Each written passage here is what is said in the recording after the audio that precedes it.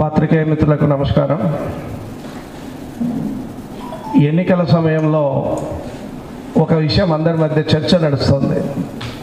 సామాజిక సమీకరణాలు.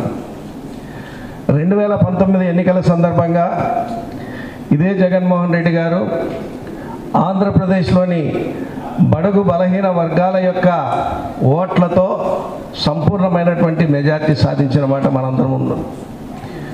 దానికి అనుగుణంగానే వారిని మభ్యపెట్టి 53 కార్పొరేషన్లు చేసి ఆ కార్పొరేషన్లను అక్కడ ఉన్నటువంటి కార్యకర్తలను తన పార్టీ యొక్క దాపేదారులుగా మార్చిన మాట నిజం కాదని ఈరోజు మేము ప్రశ్నిస్తున్నాం.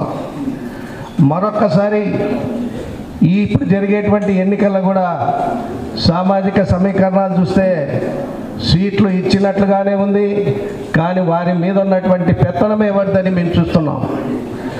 గత 5 సంవత్సరాలుగా ఈ బడుగు బలహీన వర్గాలకు మీరు చేసిందెంత, సంక్షేమ పథకాలకు మీరు ఖర్చు పెట్టిందెంత, ఈ యొక్క రంగాలలో ఉన్నటువంటి అది ఆప్కో కానీ, మత్స్యకార ఫెడరేషన్ కానీ, గీత కార్మికులకు సంబంధించిన కానీ మీరు ఇచ్చినటువంటి నిధులంతా వాటన్నిటిని నిర్వీర్యం చేసిన మాట వాస్తవం కాదా అని మేము ఈరోజు ప్రశ్నిస్తున్నాం.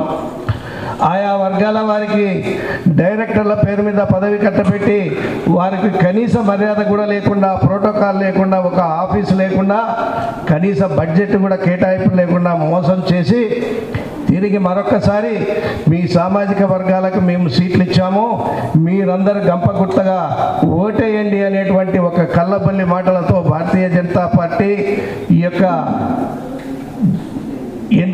యొక్క వైఎస్ఆర్ పార్టీని మేము ఒకే విషయంగా ప్రశ్నిస్తున్నాం. నరేంద్ర మోడీ గారి ఆధ్వర్యంలో అనేకమైనటువంటి సంక్షేమ కార్యక్రమాలు బడుగు బలహీన వర్గాలకు ఇస్తున్నటువంటి ఈ సందర్భంలో మీరు కనీసం కూడా వాటిని అమలు పరిచే స్థితిలో లేరు. మరొక్కసారి సీట్లు కేటాయించడం మాత్రమే కాదు, వారికి మీద ఉన్నటువంటి పెత్తనం ఎవరిది?